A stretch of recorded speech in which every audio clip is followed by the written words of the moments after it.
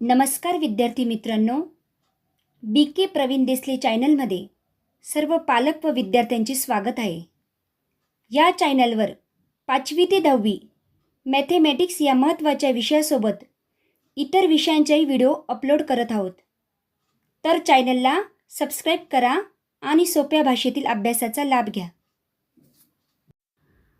विद्यार्थ्यांनो, आज आपण इयत्ता 10वी विषय मराठी पाठ क्रमांक 4 उत्तम लक्षण या पाठाचा स्वाध्याय अभ्यासूया.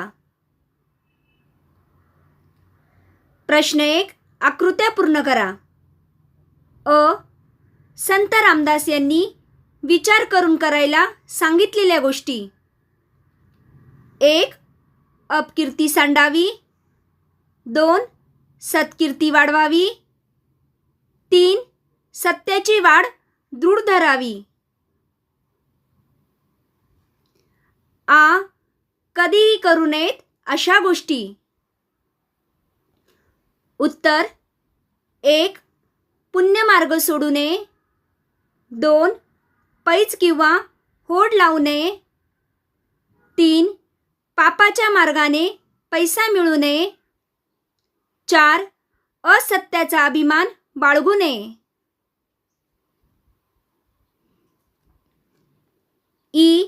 तुमच्यातील प्रत्येकी 3 गुण व 3 दोष शोधून लिहा.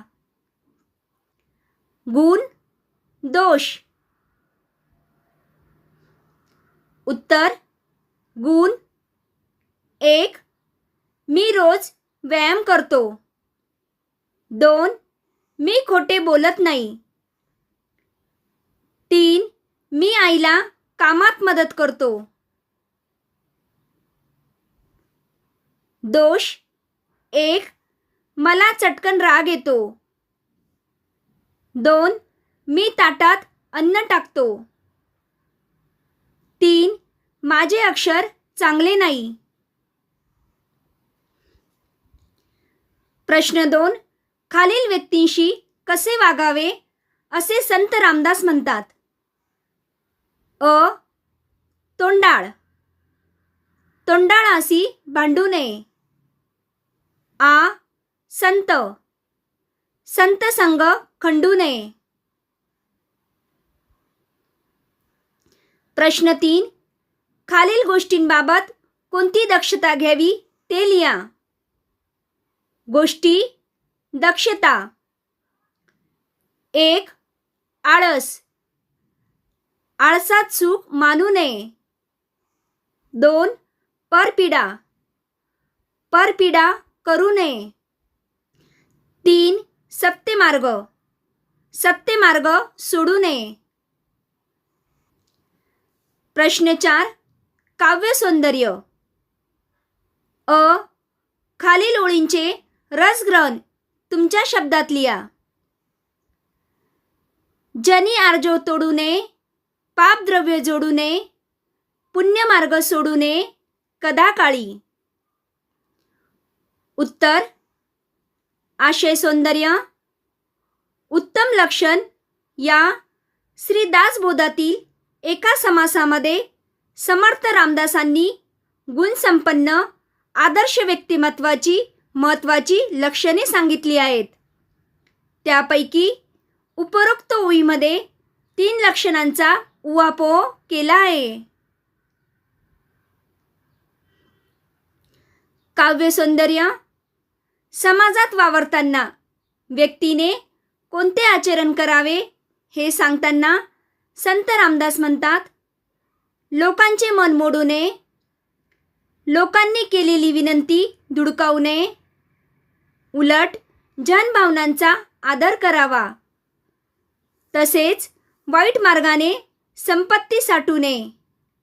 अशी संपत्ती हे पापाचे धन असते. पुण्यमार्ग आचरावा. कधीही पुण्यमार्गाने जाण्याचे सोडू नये.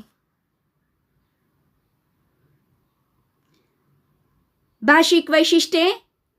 वरील ओवीमध्ये जनांसाठी खूप सुगम निरूपण केले आहे. तोडू नये, जोडू नये, सोडू नये अशा सोप्या यमकांद्वारे संदेशामध्ये आवाहकता आली आहे. ओवी छंदाला साजेशी सुबोध भाषा वापरल्यामुळे जनमानसावर तत्व ठसवणे सुलभ झाले आहे. पापद्रव्य व पुण्यमार्ग यातील विरोधाभास ठळकपणे उठून दिसतो. ओवीमध्ये प्रासादिकता हा गुण आढळतो.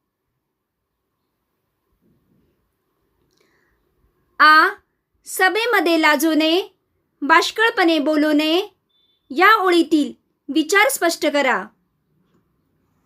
उत्तर, उत्तम लक्षण या श्री दासबोधातील उपदेशपर रचनेतून संत रामदासांनी आदर्श व्यक्ती कशी असावी हे सांगताना कोणत्या गोष्टी आपल्या वर्तनात टाळल्या पाहिजेत याचा खुलासा केला आहे. माणसाने चार चौघात बोलताना नेहमी आत्मविश्वासाने बोलावे. सभेत बोलतानाही न लाजता आपले विचार मांडावेत. मात्र त्याचबरोबर निरर्थक बोलणेही टाळावे. बोलण्याच्या ओघात वाहवत जाऊन उगीचच काहीही अविचाराने बोलणे योग्य नसते. असा विचार प्रस्तुत ओळीतून व्यक्त होतो. आदर्श व्यक्तीची लक्षणे सांगताना संत रामदासांनी काय करावे व काय करू नये याचे हे स्पष्टीकरण दिले आहे. अनुभवांचा अंतर्मुख होऊन केलेला हा विचार उद्बोधक तर आहेच, शिवाय विचारप्रवण करणारा आहे. आळसे सुख मानू नये या ओळीचा तुम्हाला समजलेला अर्थ स्पष्ट करा. उत्तर, उत्तम लक्षण या ओव्यांमध्ये संत रामदास यांनी उत्तम व्यक्तीची लक्षणे विशद करताना आळस हा माणसाचा शत्रू आहे असे ठासून प्रतिपादिले आहे.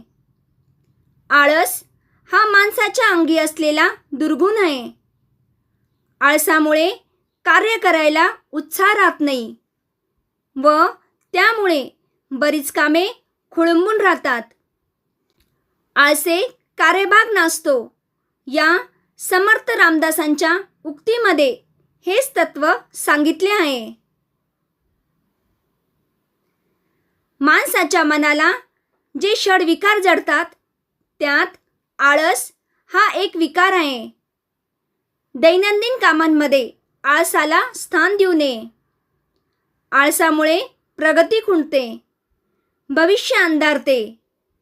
आळसामुळे मनाला जडत्व प्राप्त होते व माणूस ना करता होतो.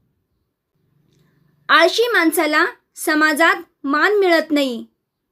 म्हणून आळसात सुख मानू नये, समाधान मानू नये असे समर्थ रामदास सांगतात. विद्यार्थ्यांनो, आज आपण उत्तम लक्षण या पाठाचा स्वाध्याय अभ्यासला. थँक्यू.